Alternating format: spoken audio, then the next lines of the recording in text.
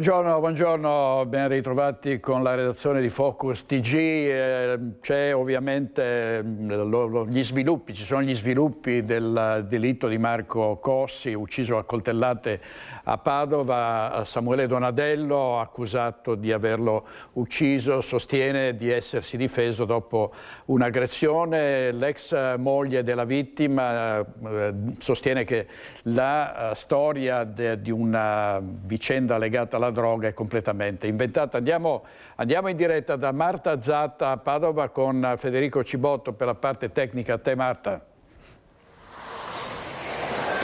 Sì, buongiorno direttore, buongiorno ai nostri telespettatori. Esatto, è proprio il movente, il motivo sul quale stanno appunto girando parecchi dubbi, a partire appunto dall'ex moglie di Cossi, Giorgina, che abbiamo raggiunto al telefono. Samuele Donadello avrebbe appunto raccontato agli inquirenti che dietro l'apertura del food truck, il sogno di Marco Cossi, ci sarebbe in realtà stata l'idea di un'attività di spaccio.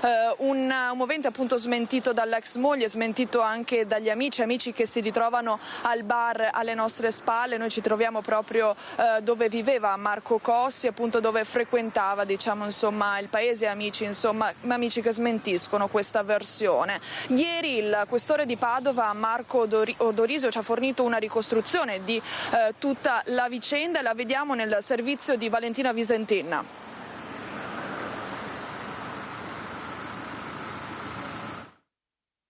Il food truck che dovevano gestire assieme sarebbe stata la copertura insospettabile per vendere droga. Da qui è nata la lite violenta, culminata nell'accoltellamento mortale di Marco Cossi. La squadra mobile di Padova ha ricostruito il movente dell'omicidio del 48enne originario di Latisana, trovato morto domenica notte in via Isonzo. È stato portato in carcere il suo socio Samuele Donadello, 47enne padovano, con cui Cossi domenica sera aveva un appuntamento. L'idea di utilizzare il furgoncino per la vendita di panini come punto di smercio di chetamina, anfetamine e sigarette elettroniche con il principio dei cannabinoidi sarebbe stata di Cossi, da qui la lite, perché invece Donadello non era d'accordo. Questa è la versione dell'indagato per omicidio volontario fatta ai poliziotti martedì mattina, quando si è presentato spontaneamente in questura. Quello che sta emergendo è che poi questa vendita sarebbe dovuta anche servire come copertura per la vendita di sostanze stupefacenti, cannabinoidi o chetamina. Divergenza di vedute, quindi nasce praticamente un corpo a corpo. Un lungo interrogatorio di 10 ore nel quale l'assassino ha detto di essersi difeso utilizzando il coltello che Cossi aveva estratto. L'arma però non è ancora stata trovata. Andremo anche a ricostruire nell'ambito lavorativo tutto ciò che la vittima ha fatto. Stessi accertamenti vengono fatti nei confronti dell'odierno indagato in stato di arresto. Un omicidio efferato, quello che il questore ha definito con il termine tecnico di overkilling, ovvero un eccesso di violenza dell'aggressore nei confronti della vittima. Oltre 15 coltellate al collo, al volto, al torace. La squadra mobile aveva individuato Donadello 15 ore dopo il ritrovamento del corpo di Cossi. Ad incastrarlo i messaggi trovati nel cellulare della vittima, nel quale si davano appuntamento in via Isonzo per fumare. In auto del 47enne i poliziotti lunedì mattina hanno sequestrato un gilet ricoperto di sangue. Anche le telecamere di videosorveglianza lo mostrano mentre rientra a casa dopo il delitto vestendo lo stesso gilet.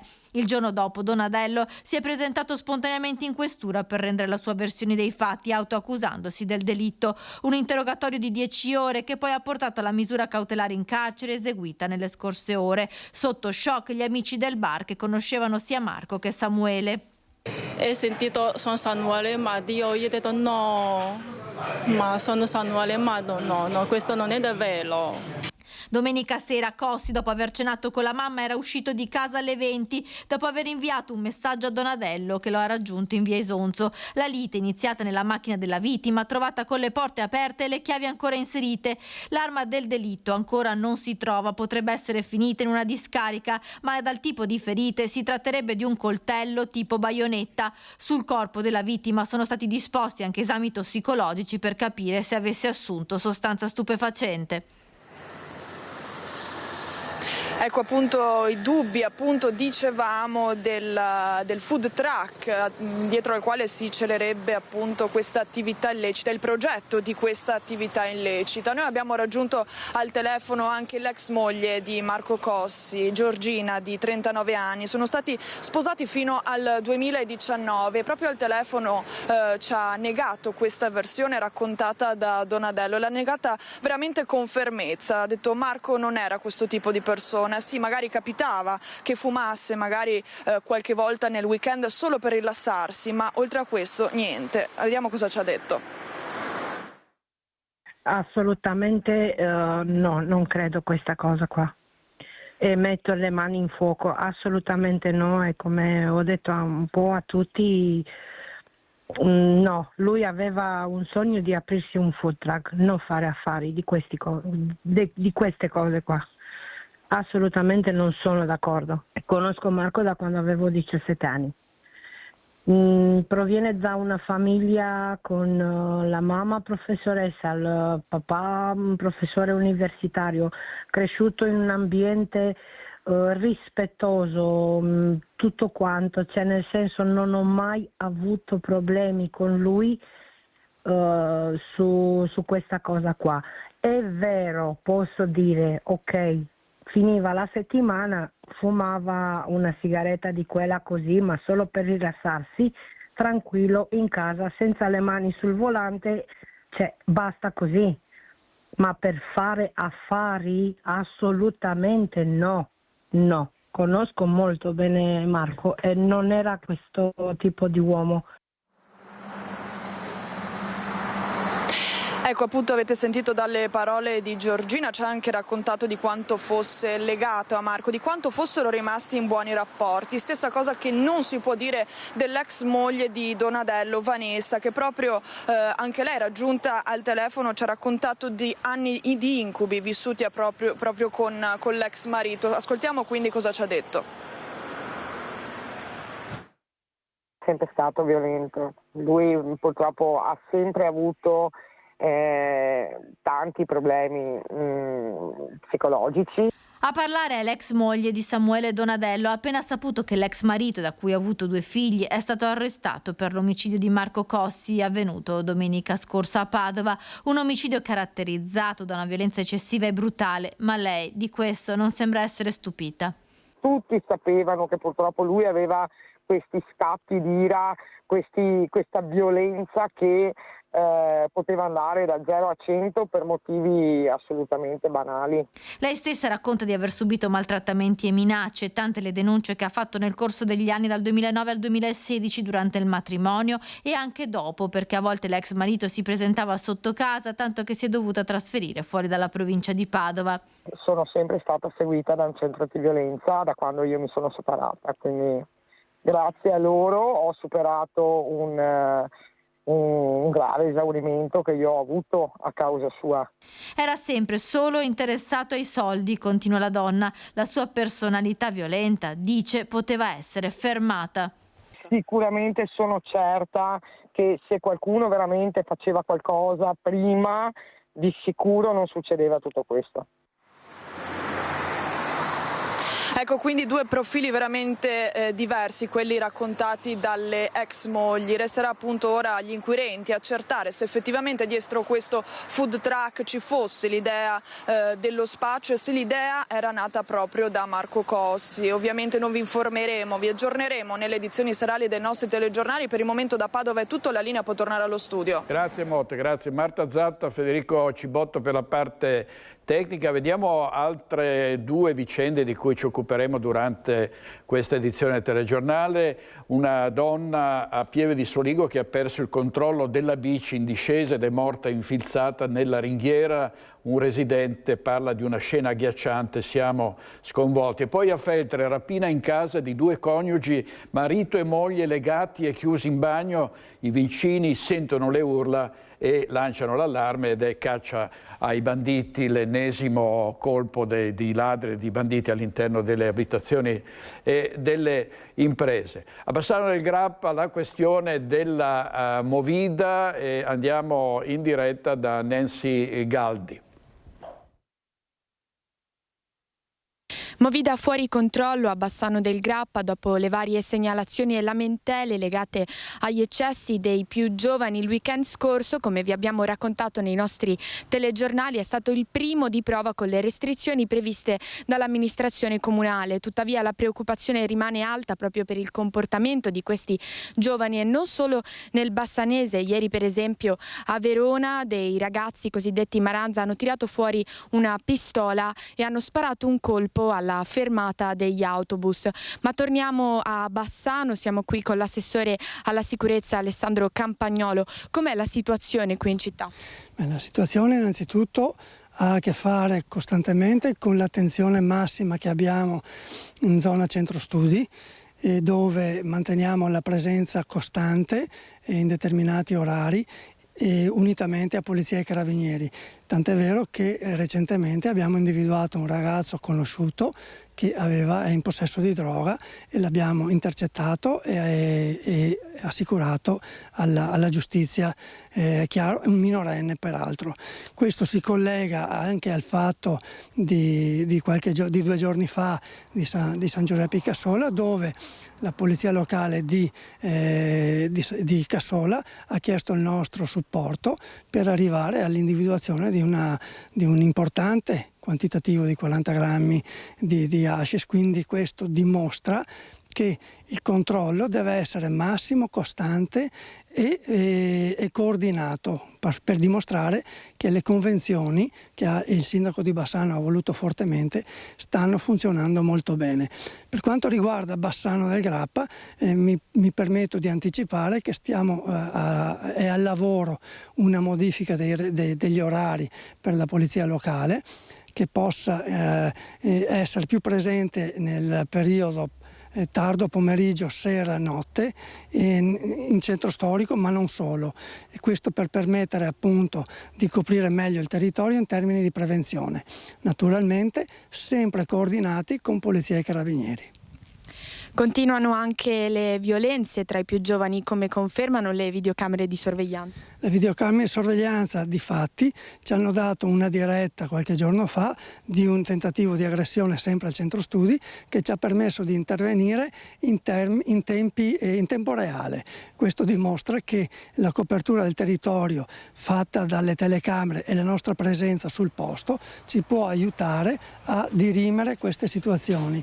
È chiaro che per tutto il prossimo mese noi dovremo mantenere la nostra presenza e questo anche è un avviso ai naviganti. Polizia, Carabinieri e Polizia locale saranno sempre presenti al centro studi per mantenere la tranquillità.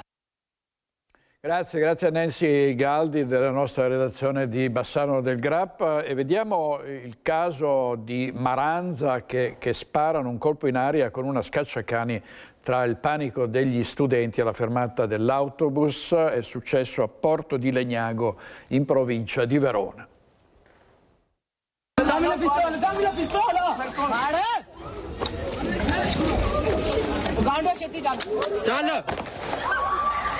Uno sparo, poi le grida dei ragazzi impauriti. Succede in pieno giorno alla fermata delle Corriere a Porto di Legnago. In primo piano un gruppetto di ragazzi. Uno corre verso un amico, urla di dargli la pistola. Probabilmente si tratta di una scacciacani, la impugna e spara un colpo in aria tra il panico degli altri studenti in attesa di prendere il bus.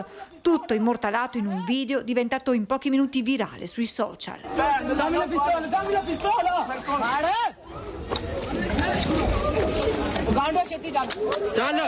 Immagini che sono state acquisite dai carabinieri, ora sulle tracce dei responsabili. Le indagini dovranno anche ricostruire il contesto in cui tutto si è svolto, verso chi era rivolto quel colpo di pistola, se i ragazzi armati si stessero scontrando contro un altro gruppo di Maranza.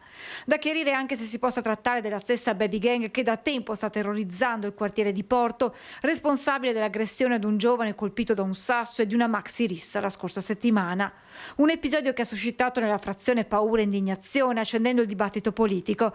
Basta con questo scempio, non possiamo accettare che i luoghi frequentati ogni giorno da studenti diventino teatro di episodi di questo tipo. È un segnale gravissimo di degrado educativo e sociale che va affrontato senza esitazioni. Il commento del Presidente della Regione Alberto Stefani. Chi compie azioni di questo genere deve essere obbligato a restituire qualcosa alla comunità. Questi ragazzi devono andare a lavorare per il loro paese, a pulire scuole, strade, cimiteri e parchi, continua il governatore, che ricorda il percorso avviato dalla Regione con la proposta ad ANCI e all'Ufficio Scolastico Veneto di istituire lavori di pubblica utilità obbligatori per chi commette certe azioni.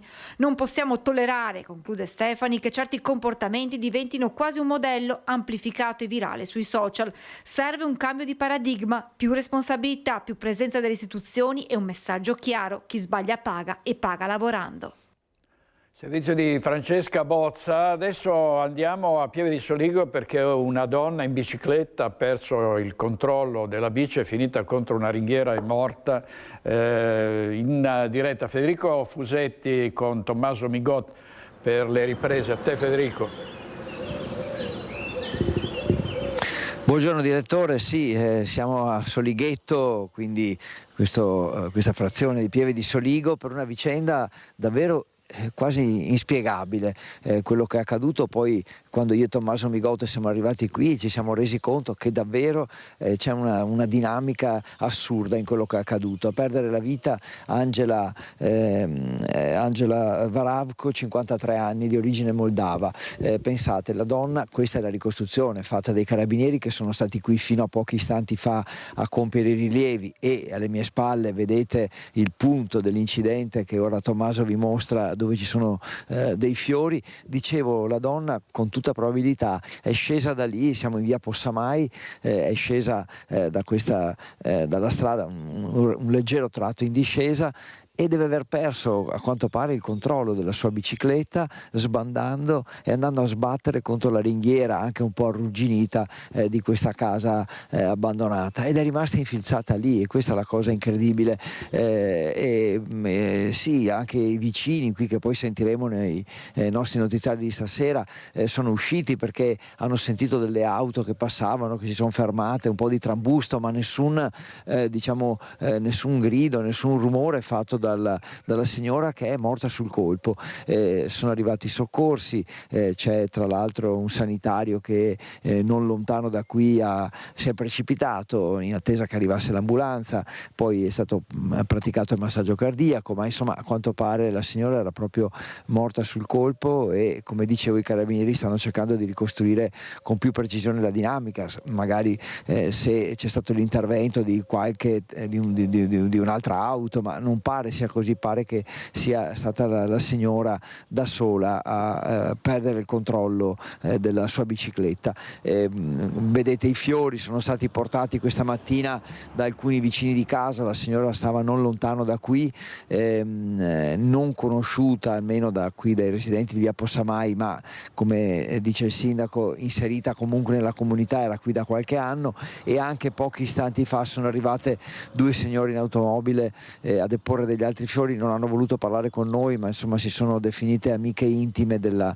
donna, erano molto scosse. Quindi credo, direttore, che quello che colpisce sia soprattutto la dinamica assurda di quello che è accaduto, e ora siamo qui a piangere la signora Angela, 53 anni. Da me e da Tommaso Migot la linea torna allo studio. Grazie molte Federico Fusetti. Oggi in regia ci sono Tony Esposito, Edoardo Paris e Marco Mattiuzzo. Ancora con gli incidenti, un 19enne che lotta tra la vita e la morte dopo essersi schiantato contro l'ex scuola comunale a Tovena di Cison di Valmarino.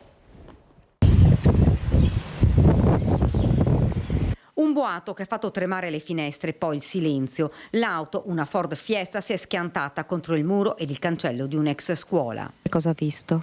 È là, questa macchina, l'ho sentito correre forte, ma non so, aveva 100 oltre. Al volante un 19enne di origine moldava. Il ragazzo aveva trascorso una serata al bar poco distante dal luogo del drammatico incidente in compagnia di alcuni amici. Poi ha preso l'auto ed intorno alla mezzanotte il violentissimo schianto. Io ho visto il ragazzo era lì in terra, così perdeva tanto sangue, così c'è anche la macchina ha distrutto completamente. Mamma mia, andava fortissimo, tanto forte. Il motore della macchina è finito dalla parte opposta dell'impatto, l'auto distrutta si è fermata vicino ad un muretto, il corpo del giovane sbalzato fuori è finito su alcuni gradini. Le sue condizioni sono apparse immediatamente disperate. Fra i primi ad accorrere sul luogo dell'incidente sono stati gli amici che con lui erano stati al bar, locale dove il 19enne residente a Vittorio Veneto aveva lavorato fino all'estate scorsa. A parlarci il papà di uno degli amici che ha tentato disperatamente di soccorrere il giovane ferito. Erano qua, era andato a prendere le sigarette giù al tabacchino qua al distributore e dopo non lo so perché devo ancora vedere mio figlio che è al lavoro adesso e niente, è partito a prendere le sigarette e mi ha detto che è stato uno dei primi a arrivare, che è sbalzato fuori dalla macchina. Dopo, quando sono arrivati i soccorsi, l'hanno subito intubato e adesso il ragazzo qua è andato a lavorare stamattina, ma è rimasto... Suo figlio? Sì, è rimasto sotto shock, sì. Ci racconta che il figlio avrebbe potuto essere in macchina con l'amico. Venerdì scorso gli ho detto andate piano con le macchine, sì, ce l'avevo già nella pelle. Il silenzio del borgo squarciato dal suono delle sirene dei soccorsi. Il 19enne è stato trasportato all'ospedale di Treviso in fin di vita. I vigili del fuoco hanno provveduto a mettere in sicurezza l'area e l'autovettura stessa. Sul posto per i rilievi carabinieri di Vittorio Veneto. Resta grave la 67enne travolta ieri da un'auto mentre stava attraversando la strada all'altezza della pizzeria Piola sul Terraglio a Treviso. È stata travolta da una macchina condotta da una donna, da una Mercedes. Sul posto è arrivata l'ambulanza e l'automedica del SUEM 118, 2 auto della polizia locale ed una macchina dei carabinieri. La dinamica del grave incidente è ancora al vaglio delle forze dell'ordine, il traffico è rimasto bloccato per oltre un'ora. Vediamo domani, come sapete, la festa della liberazione, il 25 aprile, Bassano del Grappa potrà celebrare la ricorrenza con tutte le croci dei martiri del Grappa ripristinate dopo i vandalismi dei mesi scorsi. Sul posto ci sono Mirko Cavallin con l'operatore Andrea Benetti. A te, Mirko.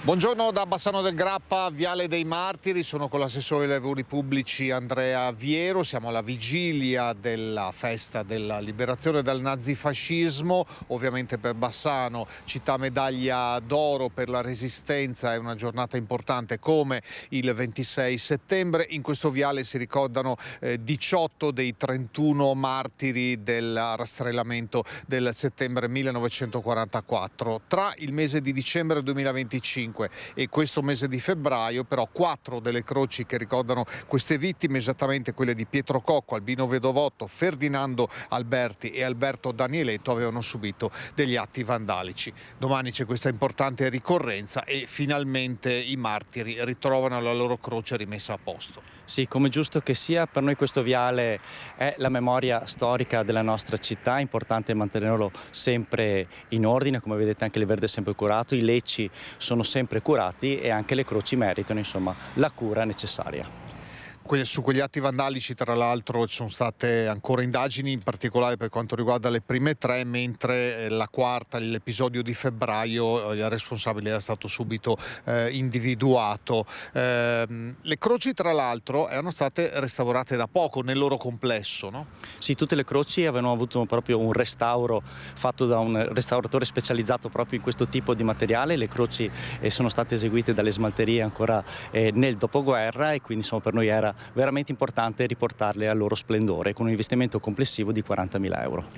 Per ripristinare invece quanto accaduto con questi atti vandalici, ovvero la rimozione e anche qualche danneggiamento che queste croci avevano subito, quanto è stato investito? Diciamo che abbiamo investito altri 1.000 euro circa, però insomma il risultato poi è comunque quello finale delle croci, che sono tutte in ordine.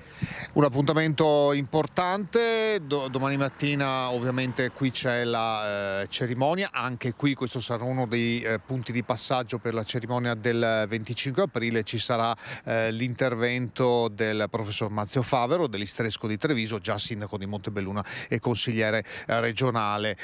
Assessore, ricordiamo ancora una volta, insomma, Bassano torna qui almeno 2 volte all'anno, per il 25 aprile e per il 26 settembre. Questo luogo, questo posto, quel che è accaduto nel 1944 è un segno che non va cancellato. È un segno che non va assolutamente cancellato, come non va cancellato quello che è successo nella storia recente, quindi questi atti vandalici che mostrano il poco rispetto, insomma, di poche persone rispetto a questo luogo che per noi è sacro. E allora, con questa buona notizia del ripristino delle croci dei martiri del Grappa, con Andrea Benetti alla parte tecnica, ringrazio l'assessore Andrea Viero. Da Bassano è tutto, a voi. Grazie Mirko Cavallin e al nostro operatore. Intanto andiamo a Feltre in diretta da Fabio Fioravanti e da Stefano Bozzi, perché 2 coniugi sono stati rapinati in casa da un comando di banditi che li hanno legati, imbavagliati e poi sono fuggiti, ed è caccia ai banditi. A te Fabio. Grazie per la linea. Come hai detto, un fatto criminoso nella notte appena passata. Siamo in via Culià, dalla strada. Stefano sta inquadrando il cartello in cui si è verificato il fatto.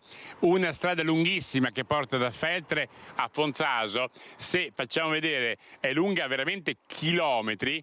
Noi ci siamo fermati a chiedere a 20-30 persone, ma è talmente grande, le case sono talmente distanti una dall'altra, che la posizione esatta non è ancora individuata, non è detta dalle forze dell'ordine. Le persone che abbiamo contattato nemmeno sapevano di quanto accaduto nel corso della notte. Dall'altra parte vedete altrettanto come prosegue questa strada.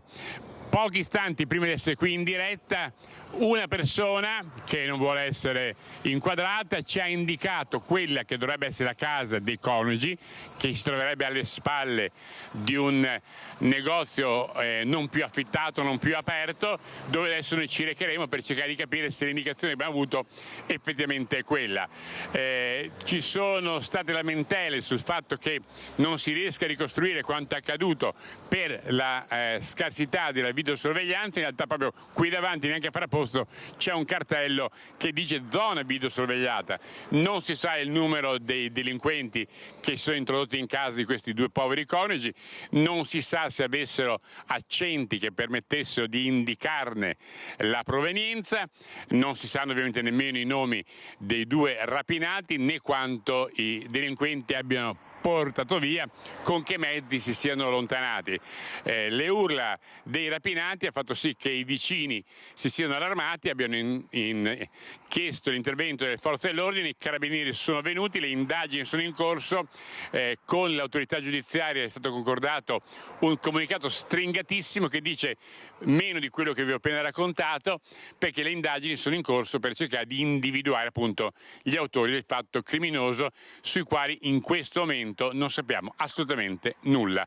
Quindi è tutto, noi andiamo a cercare la casa secondo le indicazioni ricevute. La linea torna allo studio. Grazie molte, grazie Fabio Fioravanti, grazie Stefano Bozzi per la parte tecnica. Abbiamo parlato nei giorni scorsi di drammatiche rapine, quella in casa dell'ex senatore della Lega Alberto Filippi ad Arcugnano, e poi a San Zenone degli Ezzelini, a casa di un altro imprenditore, Fabio Gallina. Saluto e ringrazio molto Sara Cordella, grafologa. Dottoressa, grazie. Abbiamo avuto già occasione di parlare di un lavoro importantissimo proprio per contribuire a trovare, a identificare ladri, terroristi, banditi, ecco, no? Quindi attraverso la grafologia.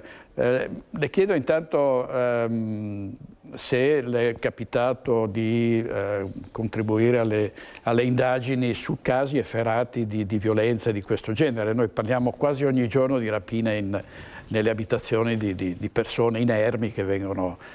L'ex senatore Filippi addirittura in casa aveva la moglie con le 2 bambine piccole, insomma, quindi sono anche dei traumi. Allora, io molto spesso per casi di cronaca nera mi occupo soprattutto di bambini. Ho fatto pochi anni fa uno dei casi che un po' mi ha lasciato più segnata, ed era un caso di femminicidio. Un marito uccide la moglie in maniera efferata, perché la uccide a colpi di forbice, quindi in maniera molto violenta. C'è una bambina di 2 anni e mezzo che probabilmente ha assistito all'atto criminoso. In realtà questo marito, che era un vigile, quindi si occupava insomma delle forze dell'ordine, prende la bambina, la porta dalla sorella e si va a costituire. Io a suo tempo avevo difeso i nonni materni di questa bambina, perché la bambina aveva subito un trauma evidentemente molto grosso. Io la incontro quando aveva 4 anni e questa bambina aveva perso del tutto la capacità di disegnare. Riusciva a tenere in mano solo gli acquerelli, e gli acquerelli ha anche un significato molto importante, perché parliamo di acqua, insomma, del contatto con il ventre materno, e riusciva a fare solo queste grandissime macchie sul foglio con un unico colore, che era il colore viola, che è il colore del lutto per eccellenza. E quindi io ho lavorato su queste produzioni di questa bambina per far capire come i bambini non hanno parole. I bambini non conoscono, più piccoli, non conoscono la rabbia, non conoscono l'amore come concetto, ma riescono a metterlo sul foglio.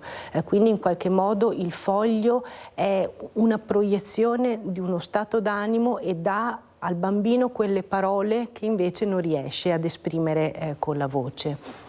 Ecco, purtroppo appunto ci sono anche dei grossi traumi in casi come quelli che abbiamo raccontato, cioè bambini che restano segnati per tutta la vita, soprattutto quando c'è davvero purtroppo la presenza di banditi in casa, travisati, mascherati e armati, che minacciano tutta la famiglia. Vediamo ancora, per quanto riguarda la cronaca, le misure prese nei confronti di 4 attivisti del Centro Sociale Pedro, colpiti da appunto questi provvedimenti dopo uno scontro con i carabinieri a Padova, 7 militari che rimasero feriti. 7 misure di prevenzione personale, tra cui 4 DASPO Willy, di cui 3 con obbligo di firma, 2 avvisi orali e un DASPO fuori contesto. È il bilancio dei provvedimenti emessi dal questore di Padova nei confronti di 4 attivisti del Centro Sociale Pedro, arrestati dopo l'aggressione a una pattuglia dei carabinieri avvenuta il 15 aprile in via Annibale da Bassano, durante la quale 7 militari sono rimasti feriti. I destinatari dei provvedimenti, tra i 21 e i 31 anni, erano stati fermati nel corso di un controllo nell'area della stazione. Secondo la ricostruzione, hanno reagito con violenza mentre un gruppo di circa 40 attivisti accerchiava i militari, ostacolando l'intervento. I 4 sono stati arrestati in flagranza per resistenza, lesioni e oltraggio a pubblico ufficiale. Il giudice ha convalidato gli arresti, disponendo l'obbligo di dimora a Padova e restrizioni orarie notturne. Dagli accertamenti è emerso inoltre che 3 degli arrestati erano già stati denunciati per una precedente aggressione avvenuta il 15 febbraio dello scorso anno in Prato della Valle, ai danni di militanti di Casa Pound, in cui un 32enne aveva riportato gravi lesioni a un occhio. Alla luce degli elementi raccolti, il questore ha vietato ai 4 l'accesso ai locali pubblici della provincia per 3 anni, con obbligo di firma per 3 di loro, e per un 30enne anche il divieto di accesso agli impianti sportivi per 5 anni.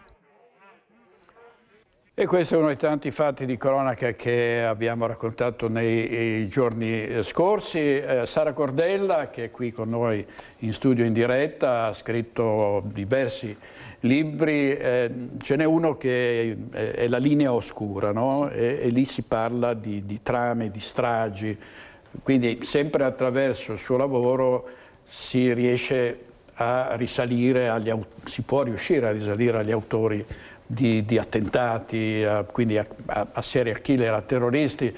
Ho letto una lunghissima intervista che ha rilasciato al Corriere della Sera, proprio una pagina intera in cui racconta per esempio qual era la calligrafia di di un serial killer come Donato Bilancia, calligrafie che poi riservano anche delle sorprese, no? Sì, io la grafia di Donato Bilancia lo uso spessissimo quando faccio lezione, per far capire come in qualche modo una grafia non identifica una persona ma identifica un comportamento. Io mostro molto spesso questa scrittura e poi chiedo ai miei allievi, ai miei alunni, che cosa può fare di lavoro una persona che scrive in questo modo, e tutti mi dicono l'avvocato, il giornalista, tutte insomma lavori molto molto sociali. In realtà gli dico, questo è uno dei serial killer che ha ucciso più persone, perché molto spesso anche in grafie apparentemente belle, apparentemente personalizzate di movimento, si nascondono delle personalità che poi sfociano in comportamenti violenti e addirittura insomma omicidiari come Donato Bilancia. E poi dalle grafie, leggevo sul Corriere, appunto si possono cercare di capire così i caratteri delle persone, anche i politici. Ho visto che le era stato chiesto per esempio di Giorgia Meloni e di altri esponenti, no, Sì, io ho fatto anche degli interventi molto precisi, ovviamente, perché soprattutto in momenti di elezioni, insomma, ci sono molto spesso interventi richiesti. Ho fatto 2 volte, ho fatto dei lavori per dare un po' significato alla grafia di Donald Trump, che è una grafia particolarissima, molto acuminata, perché sono proprio quelli che in grafologia addirittura si chiamano denti di squalo, per dare l'idea insomma di quanto è una grafia che lacera. E poi a suo tempo avevo fatto un lavoro articolato sulla grafia di Berlusconi, che invece è una grafia molto più, quasi in opposizione rispetto a quella di Trump, che era una grafia molto più morbida e con un segno grafologico che si chiama angoli C, perché nella grafia si guardano spesso gli angoli, che è proprio il segno della diplomazia. Quindi sono queste grafie a parità, diciamo tra virgolette, di professione da politico, che sono molto, molto differenti. Allora, torniamo alla cronaca nera, un fattaccio di ieri nel cuore di Venezia, 2 tunisini che si sono feriti a vicenda, uno dei 2 è in gravi condizioni. Anna Maria Parisi. Ecco le macchie di sangue, gli ultimi segni residui dell'accoltellamento delle ore scorse. Visto il sangue, sì. Tanto sangue? Sì. Allora, ho cominciato il fondo, sinistra, cercare. Problema qua, dopo fai qua, caduto di là. Quindi ha fatto sangue dappertutto. Poi si è spostato un po' più avanti, ha fatto la stessa cosa. La lite tra connazionali di origine tunisina è iniziata dopo le 20 all'ex Justinian a Venezia. Parrebbe per un debito non pagato, non si esclude, legato allo spaccio di droga. La violenta aggressione è terminata lungo uno dei bar di Calle San Barnaba, a 2 passi dal centralissimo campo San Barnaba, dietro campo Santa Margherita. È qui che tra i 2 sono volate le coltellate, per le quali è ancora ricoverato in osservazione a Mestre, ma non in pericolo di vita, il tunisino 32enne accoltellato al petto e alla coscia dal connazionale 37enne, che verrà dimesso nelle prossime ore dal civile a Venezia con prognosi di 20 giorni, dopo essere stato a sua volta colpito dal primo con dei colpi di fendente ai glutei. C'era sangue dappertutto, come in una macelleria, racconta uno dei testimoni, che si è visto inondare il locale del sangue di uno dei 2, entrato per lavarsi il viso sporco degli schizzi provocati dalle ferite inferte all'altro connazionale.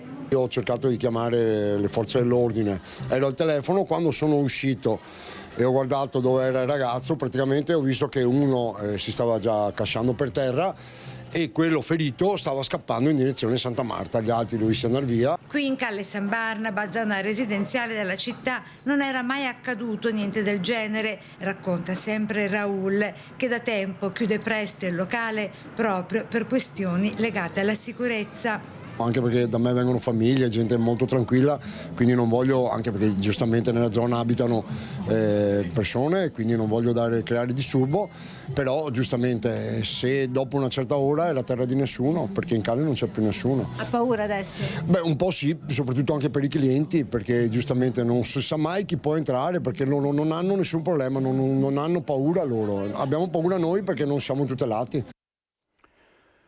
Una vicenda a Treviso, un insegnante che ha denunciato per diffamazione uno studente delle medie che l'aveva insultato nella chat della classe. La vicenda giudiziaria è arrivata alla fine del suo percorso. Diamo a Federico Fusetti.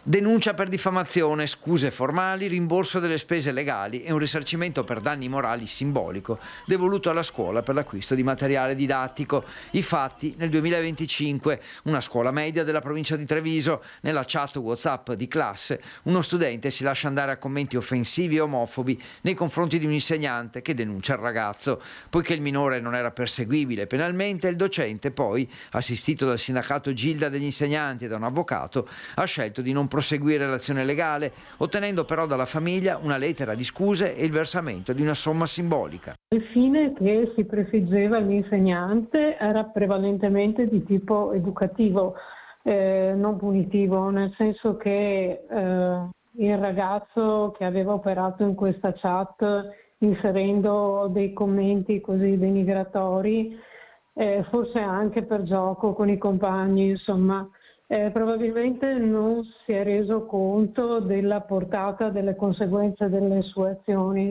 Da Gilda un appello alle famiglie: troppo frequenti i commenti denigratori nei confronti di figure educative anche da parte dei genitori e poi i figli imitano. Purtroppo non c'è una sufficiente vigilanza sull'uso dei social. A mio avviso le famiglie insomma dovrebbero operare un maggior controllo su questi strumenti o comunque affiancare i ragazzi. Decine le segnalazioni del genere arrivate negli ultimi anni, 3 i casi nel Trevigiano che hanno avuto un seguito legale. Ecco l'invito ai docenti. Purtroppo pochi insegnanti ancora entrano nell'ordine di idee di denunciare. I colleghi insegnanti, voglio ricordare anche che nell'esercizio della loro professione sono dei pubblici ufficiali e quindi hanno il dovere, non solo il diritto, di denunciare questo tipo di comportamenti. Ecco, dottoressa Cordella, parliamo spessissimo di social, è stata anche proposta una legge in Veneto da parte dello stesso presidente Alberto Stefani per limitare l'uso al di sotto dei 14, vietare l'uso al di sotto dei 14 anni. Incidono molto i social, le nuove tecnologie anche sulla scrittura dei ragazzi, dei bambini? Sì, consideri che ad oggi molto spesso ai bambini vengono dati i primi tablet quando quasi non camminano, perché sono bambini che a 10 anni cominciano a digitare su questi tablet e tante azioni vengono posticipate o addirittura evitate. Io ho 2 figlie, una delle cose che un po' più mi aveva stupito a suo tempo è che per esempio le maestre invitano fin dall'asilo per velocità a portare le scarpe con gli strappi, non insegnando ai bambini a fare il laccio della scarpa, e il laccio della scarpa è esattamente la stessa azione dell'impugnatura della penna. Quindi questi bambini hanno i tablet, hanno queste cose velocizzate per mettere le scarpe e non imparano quella che si chiama la motricità fine, cioè non imparano a tenere la penna in mano, non imparano ad allacciarsi la scarpa, a muovere le dita, ma muovere le dita di fatto è muovere il cervello, perché più il movimento è affinato, più è complesso, perché l'azione della scrittura è un movimento complesso, complesso e ben diverso dal digitare su un computer, su un tablet, e più si evita questo e più si evita per i bambini e poi di conseguenza per quelli che poi diventano adulti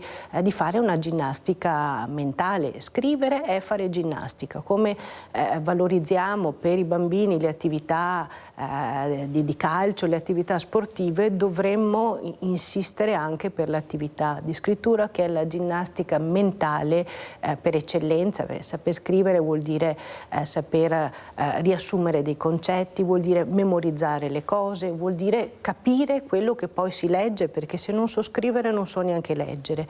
Per cui io per fortuna devo dire le maestre, molte maestre si stanno muovendo in questa direzione e faccio degli incontri in cui spiego banalmente alle maestre anche come insegnare ai bambini a prendere la penna in mano, perché adesso abbiamo anche come dire, delle difficoltà anche nell'impugnatura della penna, che è la cosa più basilare, insomma, per poi imparare a scrivere. Allora, dottoressa, grazie. Tra l'altro pensavo, con l'intelligenza artificiale si parla di grandi opportunità ma anche di rischi, perché si va un po' verso una generazione di cervelli atrofizzati, no? Perché se la deleghiamo tutto a un robot, cioè a una macchina...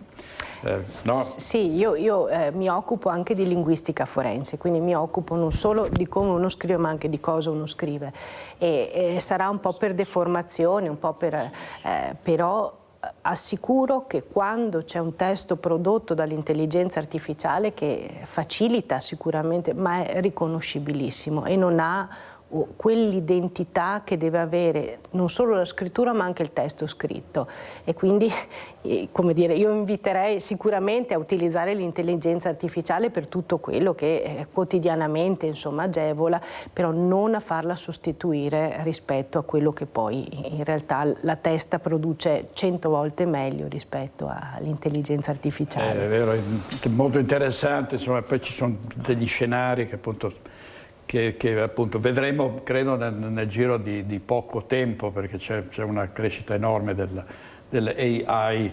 Allora, vediamo, la dottoressa Cordella è veneziana e quindi andiamo a Venezia, c'è Filippo Fois, perché siamo a Venezia, c'è la questione della Russia che il governo non vuole ammettere nel padiglione russo della Biennale, con uno scontro tra il presidente Buttafuoco e il ministro Giuli. A te, Filippo.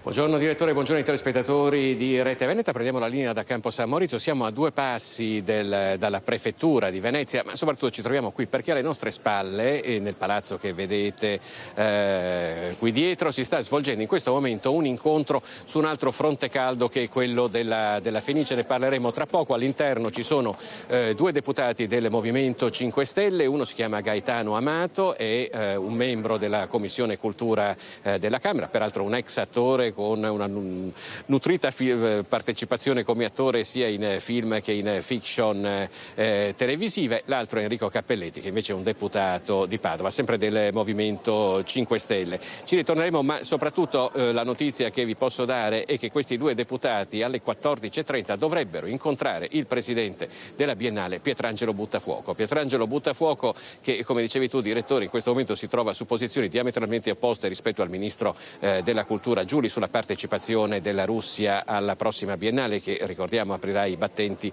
l'8 di maggio. È addirittura possibile che il ministro della Cultura Giuli non partecipi all'inaugurazione dell'esposizione internazionale d'arte contemporanea se sarà aperto il padiglione della Russia. Ma la notizia di queste ore è il fatto che la giuria internazionale della Biennale non considererà nelle valutazioni che poi assegneranno il Leone d'Oro e il Leone d'Argento in ambito artistico quei paesi i cui governi, i cui leader di governo sono attualmente sotto inchiesta da parte della Corte Penale Internazionale per crimini contro l'umanità. Questo include il governo russo, Vladimir Putin, ma include anche il governo israeliano, quello di Benjamin Netanyahu, ed è un ulteriore quindi scontro che si accende, allargandosi anche allo Stato di Israele per questa Biennale che in questo momento rischia anche di perdere i fondi fondi europei, oltre a poter essere addirittura commissariata nei suoi vertici. Lo vediamo nel prossimo servizio.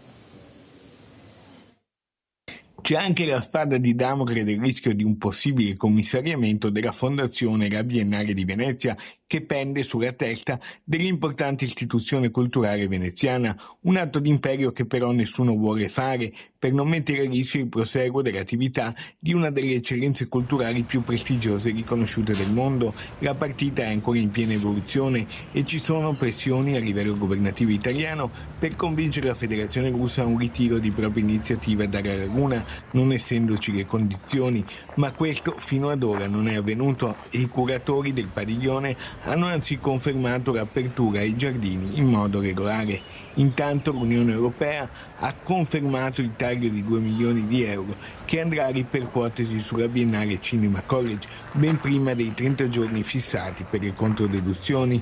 Il Biennale Cinema College, ovvero il programma con cui la Biennale sostiene i giovani registi emergenti. La Biennale, dal canto suo, ha confermato che risponderà puntualmente a Bruxelles entro i termini dei 30 giorni, che non è ancora accaduto. I giorni più caldi e della resa dei conti saranno quelli della vernice tra il 5 e il 9 maggio. Se la presenza della Russia fosse confermata, il ministro italiano ai beni culturali Alessandro Giuli potrebbe perfino evitare di venire a Venezia, ma questo il ministro lo sta ancora valutando attentamente. Si risolverà la frattura con il presidente della Biennale Pietrangelo Buttafuoco. I due, fino a qualche settimana fa, erano grandi amici. Intanto la portavoce del ministro degli esteri russo, Maria Zakharova, ha definito la decisione della Commissione europea di un taglio di 2 milioni di euro alla Biennale, in conseguenza dell'invito alla Russia, una ricaduta nell'anticultura. Insomma, in laguna siamo ancora nel pieno della burrasca. E siamo nel pieno della burrasca anche per quello che riguarda un'altra grande istituzione culturale internazionale della città, il Gran Teatro La Fenice. Qui da mesi la discussione si concentra attorno alla nomina di Beatrice Venezi come direttrice musicale del teatro, nomina che la Venezi dovrebbe assumere questo autunno. In questo momento, come detto, le maestranze del teatro e i musicisti stanno incontrando due deputati del Movimento 5 Stelle. Da quello che abbiamo capito, all'orizzonte potrebbe esserci una nuova manifestazione, parecchie ce ne sono state, anche con la partecipazione di altri importanti teatri lirici del nord Italia. Qui a Venezia una presa di posizione, lo ricorderete, c'è stata anche da parte degli abbonati della Fenice. Ultimamente ci sono state manifestazioni nelle quali si sono chieste anche le dimissioni del presidente della Fondazione Fenice, Nicola Colabianchi.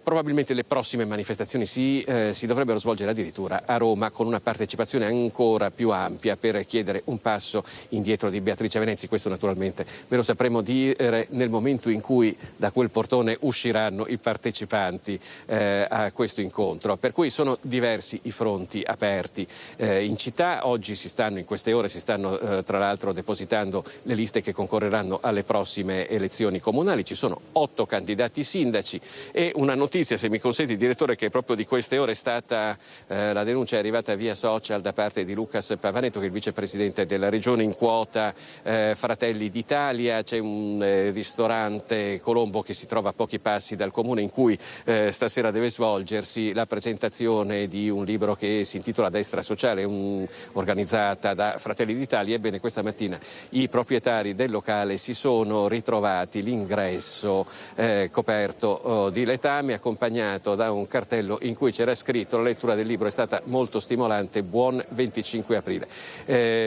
Per quello che riguarda poi, concludiamo anche ritornando a parlare di Fenice e di Biennale, perché dobbiamo ricordare che il sindaco di Venezia è una figura molto importante nei consigli di amministrazione di entrambe le fondazioni, sia di quello della Biennale che di quello del Gran Teatro La Fenice, per cui lo scontro in campagna elettorale si svolge anche su questi temi. Per ora direi che da Venezia è tutto, ti restituirei la linea. Grazie molto. Filippo Fois con Sandro Ponchio e Sara Cordella. C'è uno scontro proprio sulla Biennale, perché da una parte coloro che sostengono che l'arte va comunque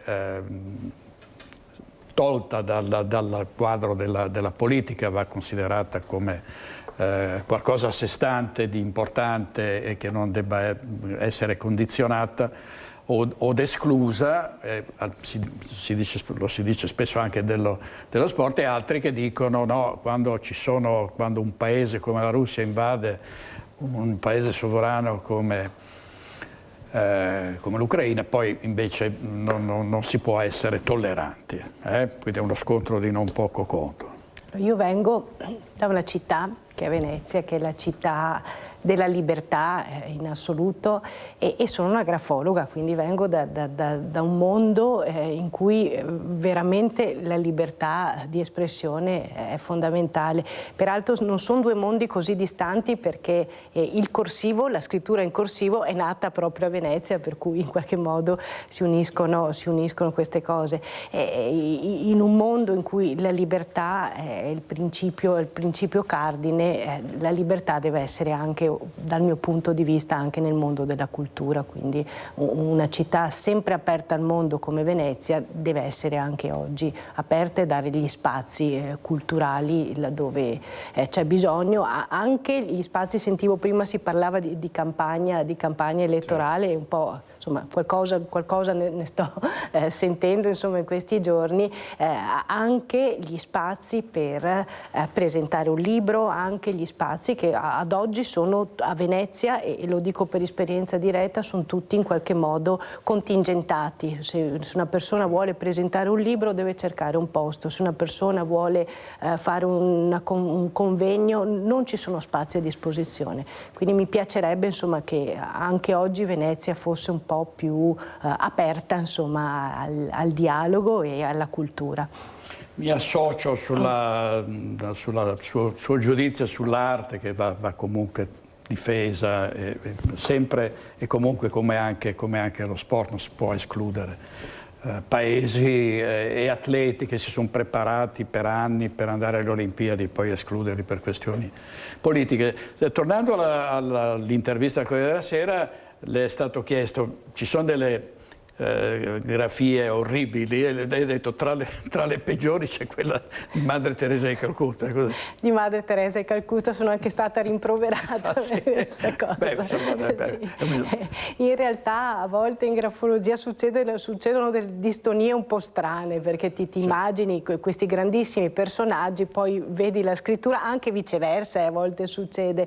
E la grafia di Madre Teresa mi ricordo a suo tempo colpito molto, perché è una grafia con una pressione molto forte, che da una parte insomma è positivo, perché persone che hanno una pressione forte sono persone molto concrete, e dall'altra sono poco delicate e poco sensibili, perché se io in qualche modo penetro sul foglio schiacciando molto forte, è il tipo di approccio che io ho con la realtà dei giorni, per cui l'avevo detto un po' quasi scherzando, poi è diventata un po' una fonte di rimprovero. Sì. Beh, ma insomma d'altra parte anche lì è una valutazione tecnica, sì. Per cui non è...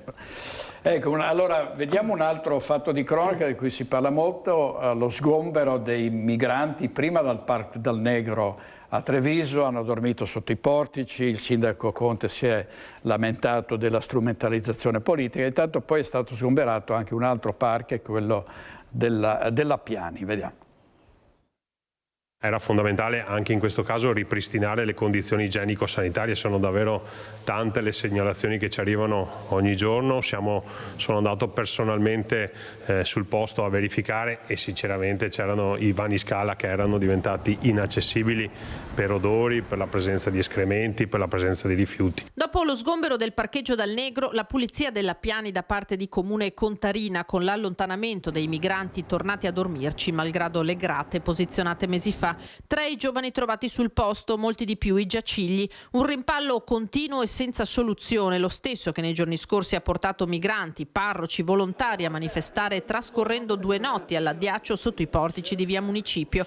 Da partecipare il presente, il forum che dal 2005 vede collaborare insieme comuni, categorie economiche economiche, diocesi, mondo del volontariato, è arrivata una nota dal titolo eloquente perché le persone non diventino un problema, una lettera formale di impegno all'attivazione di un tavolo che possa favorire ogni forma di integrazione di saperi e conoscenze per l'utilità del mondo economico e per un miglioramento delle condizioni di vita dei migranti. Io da sempre chiedo aiuto perché è abbastanza evidente che queste persone vengono utilizzate come manodopera da parte di aziende agricole, industriali o ristoranti per poi essere scaricati nella strada pubblica quando è ora di riposare e di rifocillarsi. Ecco, dobbiamo trovare un punto di equilibrio, quindi ben vengano i tavoli di confronto.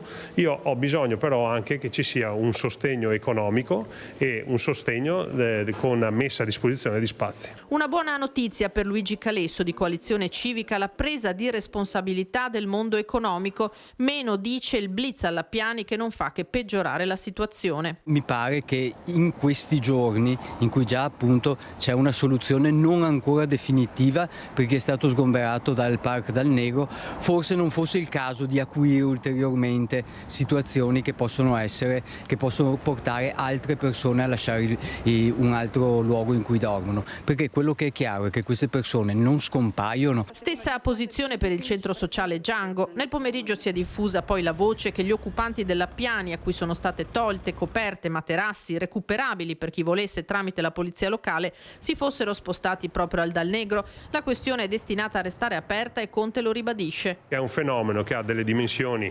indecifrabili, perché oggi sono 10, domani sono altri 10 e così via, e così come il prorogarsi nel tempo è indefinito, quindi non è che si può aiutare una settimana, un mese, 2 mesi, qui fino a cessata esigenza. Quando cesserà l'esigenza, francamente non sono in grado di dirlo.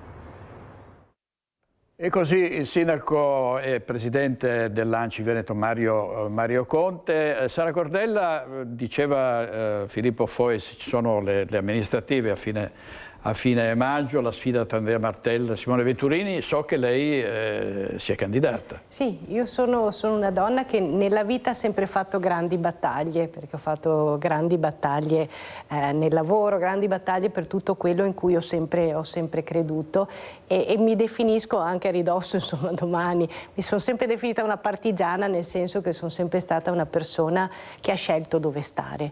In questo caso ho scelto di stare con una lista civica che mi ha lasciato la libertà, insomma, di essere quello che sono e appoggio la lista si chiama Terra e Acqua e appoggio Martella. Andrea Martella, che è il candidato sindaco del centro-sinistra, Terra e Acqua, il movimento di Gasparinetti. Sì, il movimento di Gasparinetti è un movimento di battaglia, perché Gasparinetti è famoso per le grandi battaglie ideali che ha fatto e quindi mi sono identificata in questo clima, insomma, di grandi valori. Ecco, certo, chi è predisposto alle battaglie trovo che sia giusto andare anche in politica, che tuttavia riserva sempre, diciamo, delle grosse difficoltà a chi la esercita, no? Specie in città come non la preoccupa un po' il contesto veneziano, le polemiche? Guardi, io ho superato i 50 anni, ho fatto una vita lavorando, impegnandomi. Credo sia il mio momento e credo sia anche il momento in cui posso permettermi di girare pagina e di scegliere delle nuove battaglie, quindi lo vivo con grandissima serenità e anche con una grande gioia, devo dire, perché dialogare con le persone e riuscire a dare delle risposte, perché io ho dato tutta la vita risposte, è una cosa che mi piace, quindi per ora sono felice. Bene, bene. E soprattutto, ecco, la politica è questo, no? Servizio alla comunità, ai cittadini. Grazie dottoressa, grazie molte, e poi ci vedremo ancora, visto che la campagna elettorale diciamo, è in pieno svolgimento, per cui la inviteremo ancora. Grazie. La ringrazio. Buongiorno. Grazie molte. Andiamo in pubblicità e poi avremo qui Francesco Benazzi, che è l'ex direttore dell'ULSS Marca Trevigiana. A tra poco.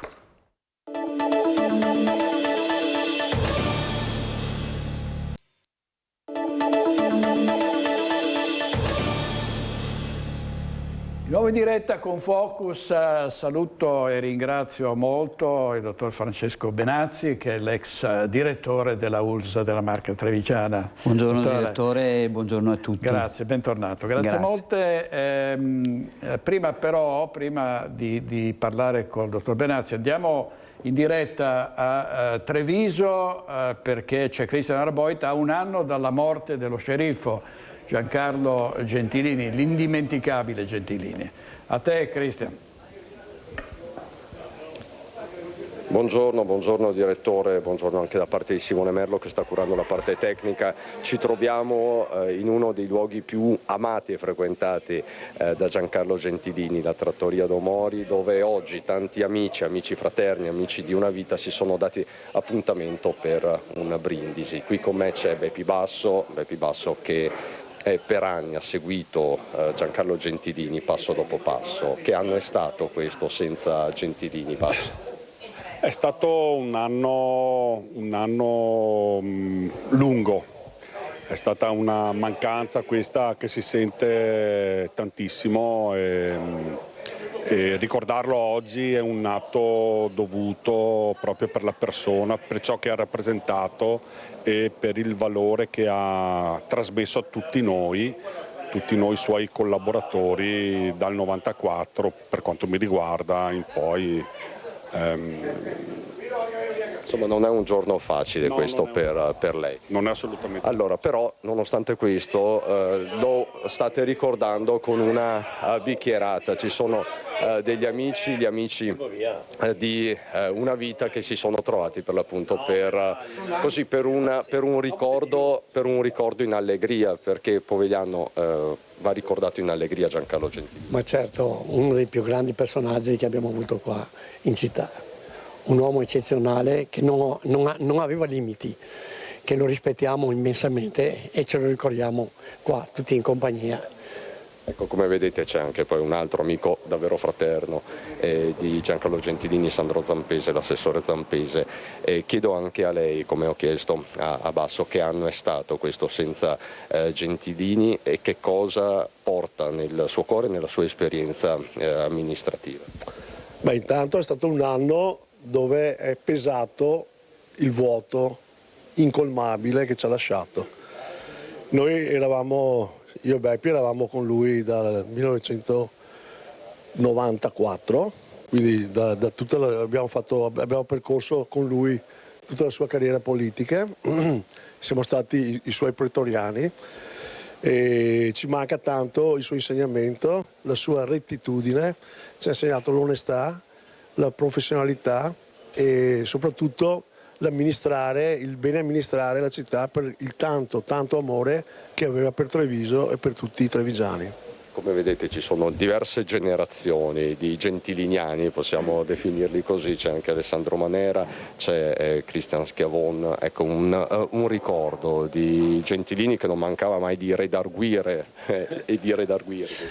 Guardate, io ho avuto come assessore al Verde Gentilini per 7 anni e praticamente ogni giorno mi mandava un pizzino ricordandomi a suo modo quello che andava fatto, ed è interessante che di tutti questi pizzini ne ho solo uno in cui mi faceva i complimenti, l'ho appeso alla porta per ricordarmi, però erano sempre pizzini di sprono, pizzini che mi ricordavano qual era il bene pubblico, lui lo chiamava sempre, e ha coniato una parola che è patrimonio arboreo, è una cosa sua, devo riconoscerla, e quindi chiaro il mio percorso politico con lui è molto più breve rispetto agli amici Sandro e Beppi, però è veramente un insegnamento che mi porterò tutta la vita. Insomma ci sono tanti motivi per ricordare Giancarlo Gentilini e ci sono anche tanti motivi per brindare, non so se ve la sentite di fare un brindisi davanti alle nostre telecamere.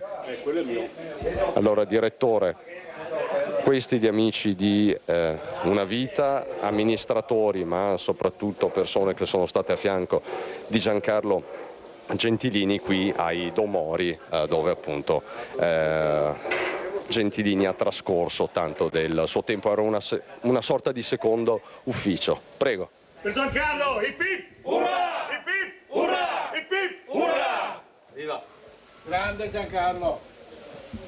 Grazie Ecco molte. direttore, questo è il brindisi, ci lasciamo con questa immagine. A te la linea. Grazie molte, grazie a Cristian Arboit, Simone Merlo e tra i grandissimi amici di Giancarlo Gentilini, Francesco Benazzi, 10 anni in trincea per la sanità del Veneto, è un punto di riferimento sempre, no? con lo sceriffo. Beh, Giancarlo Gentilini, saluto anche la moglie Maria che è stata vicina a Giancarlo in tutti i momenti sia di felicità sia neanche negli ultimi momenti.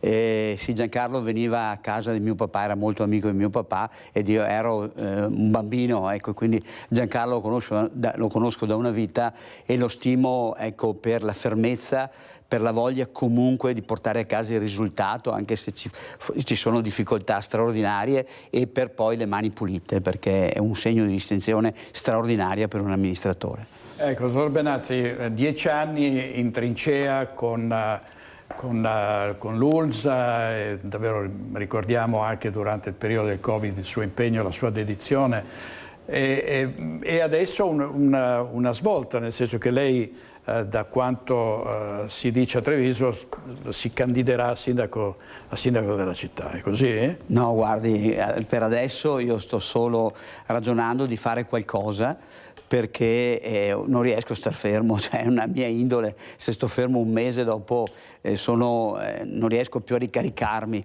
No, ho avuto un'offerta importante da parte di una casa di cura accreditata a Vicenza e quindi dal 4 di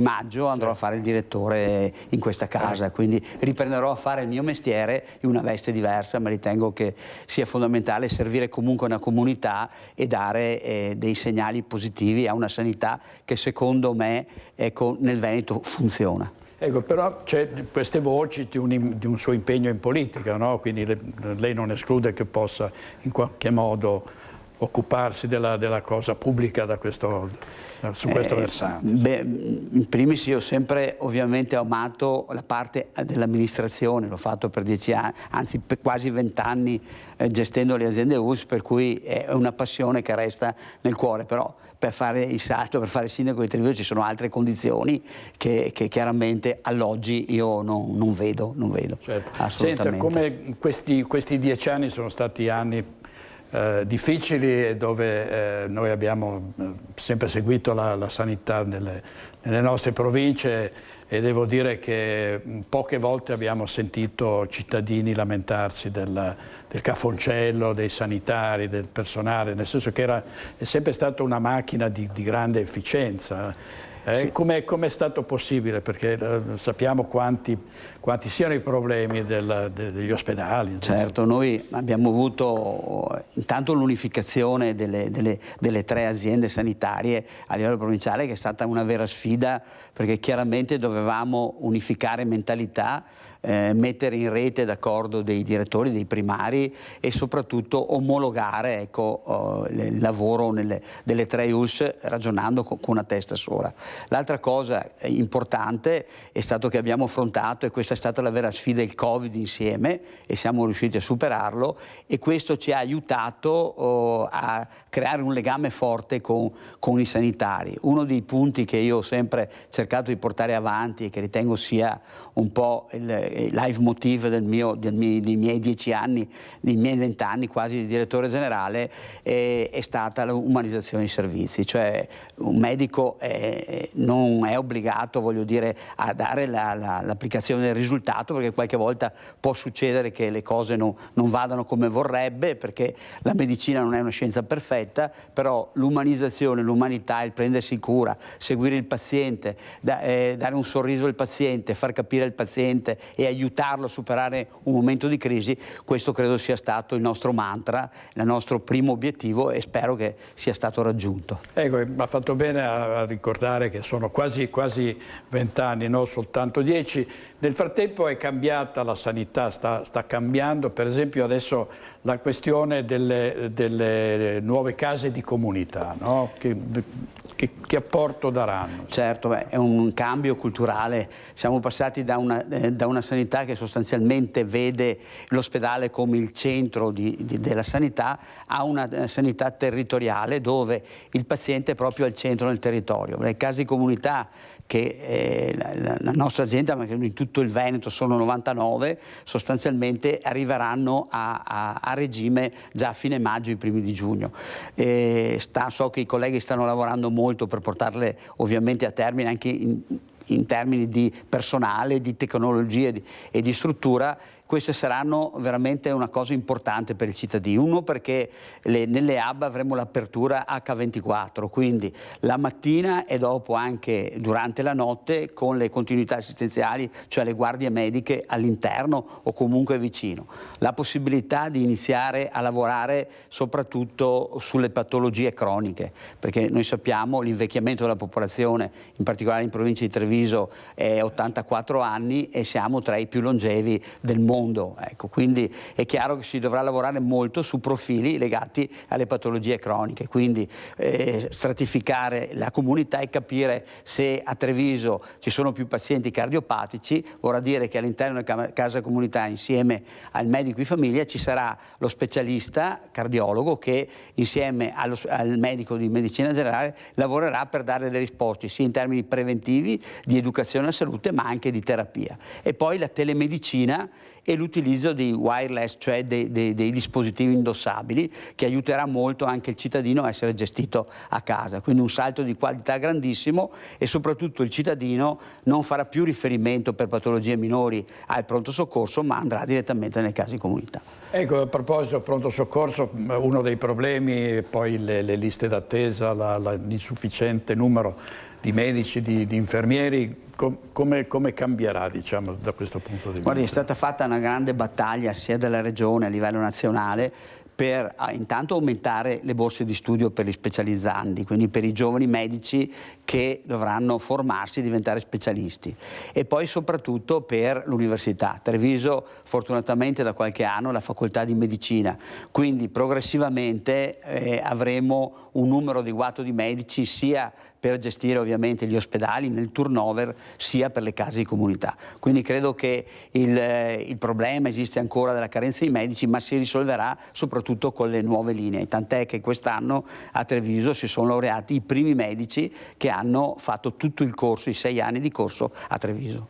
Ecco, siamo in una fase molto difficile per quanto riguarda i ragazzi, c'è un disagio giovanile crescente, purtroppo anche vicende legate alla cronaca con ragazzi che si tolgono la vita, depressione, davvero sono ragazzi molto fragili, non tutti ovviamente, ma aumenta la fragilità dei ragazzi e anche l'aggressività. Sì, direttore, ha ragione, è proprio così, però io andrei a dividere in 2 fasce il problema dei giovani, dell'aggressività.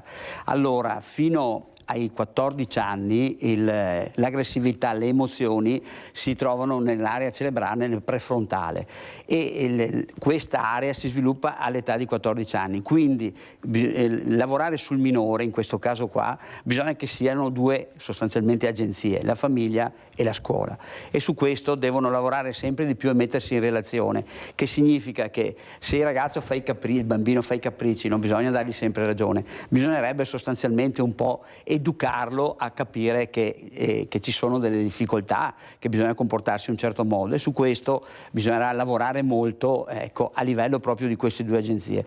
Dai 14 in su, dove ormai questo periodo è passato, ovviamente la Regione Veneto sta facendo una bella iniziativa, quella dello psicologo di base, di famiglia, chiamiamolo come vogliamo, perché bisogna catturare ovviamente queste situazioni di difficoltà, perché la famiglia ovviamente lavora, la scuola anche lei è molto impegnata, per cui bisogna in qualche modo la segnalazione che arrivi o dalle assistenti sociali o comunque dalla scuola, dove il ragazzo, in accordo con i genitori, viene portato dallo psicologo e in questo modo viene aiutato a superare delle difficoltà esistenziali che purtroppo sono sempre più numerose. E come ULS a suo tempo, in accordo con la Questura di Treviso, abbiamo creato anche l'educativo direttiva 118, che era la presa in carico di questi ragazzi che avevano fatto di reati minori e che a loro veniva proposto un percorso alternativo, che era quello o vai a scuola e fai sport, oppure altrimenti ecco, noi parliamo con l'autorità giudiziaria e ci possono essere anche misure coercitive. Io mi auguro che questo progetto funzioni, però dobbiamo lavorare molto ancora e quindi lo psicologo di famiglia potrebbe aiutare molto, come potrebbe aiutare, se venisse ancora di nuovo istituito, il servizio sociale fatto dei ragazzi, dove magari non fanno un anno, fanno 6 mesi, ma il fatto di essere a contatto con le difficoltà del mondo a livello della disabilità, a livello degli anziani, forse fa capire loro che il tempo di fare stupidaggini è finito. Tanto in un momento in cui ci sono le guerre in corso e quindi l'allarme, le preoccupazioni, le famiglie che sono preoccupate anche per i loro bilanci con i costi energetici che sono saliti molto, no? Il Papa che fa degli appelli purtroppo inascoltato, perché le guerre vanno avanti. Sì, direttore, anche qui farei un ragionamento differenziato. Trump, un po' con la sua egemonia, col suo modo di ragionare molto economico, ha offeso sostanzialmente il Papa, non rendendosi conto che il Papa è un'istituzione che ha a cuore i più deboli, i più fragili. Pensi che per quanto riguarda, è vero che manca il combustibile e quindi nella catena alimentare questo va a ripercuotersi nei trasporti, ma la cosa importante da dire è questa: l'Arabia Saudita e gli altri stati del Golfo sono i maggiori oggi, perché hanno differenziato la loro economia, sono i maggiori produttori di fertilizzanti al mondo, circa il 55%. Fertilizzanti significa riuscire a fare grano e riso, frumento e riso per il mondo. Il Papa si è preoccupato di una cosa sola, che 45 milioni di persone, se la guerra continua, moriranno di fame. Ma il risvolto vero, e ha ragione il Papa, è questo, che di questi 45 milioni che moriranno di fame, una ventina di milioni, per non morire di fame, si sposterà verso l'Europa. Quindi è chiaro che la politica di Trump è una politica pericolosissima, perché mette in crisi un'economia, ma soprattutto aumenta l'immigrazione. Dottor Benazzi, grazie molte. Grazie a lei, direttore. Grazie, a presto, buon lavoro. Arrivederci, andiamo in pubblicità e poi torniamo subito, a tra poco.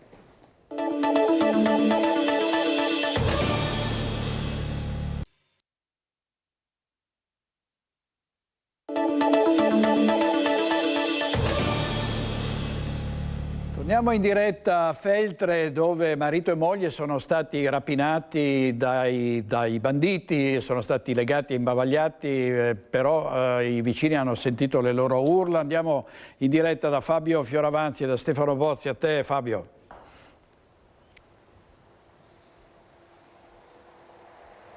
Rieccoci in via Culiada, siamo davanti alla villa dei coniugi Bassani, le vittime durante la notte di questa aggressione da parte di criminali che li hanno chiusi in bagno. Sono delle persone che si occupano di florovivaismo, appunto sono commercianti in fiori. Qui di fianco c'è il magazzino, appunto, dove collocano il materiale di cui si occupano per la vendita. In questo momento non sono in casa. Intanto abbiamo sentito anche il sindaco che ha espresso il suo rammarico, il suo dolore per quanto è avvenuto in questa zona, dove abbiamo registrato anche fatti precedenti, altre rapine nelle abitazioni, e con questo noi restituiamo una linea in attesa di avere dalle forze dell'ordine aggiornamenti su quanto accaduto. Grazie a Fabio Fioravanti. Ci resta ancora qualche minuto prima di darvi l'elenco degli ospiti di questa sera a Focus. Vediamo con la nostra regia la previgilia della partita del Venezia. Il servizio di Lorenzo Maier è l'ultimo servizio che abbiamo in scaletta. Vediamo. Il 25 aprile, nel giorno in cui Venezia festeggia il suo patrono San Marco, il Venezia Football Club ospita l'Empoli e sogna di conquistare la promozione in Serie A.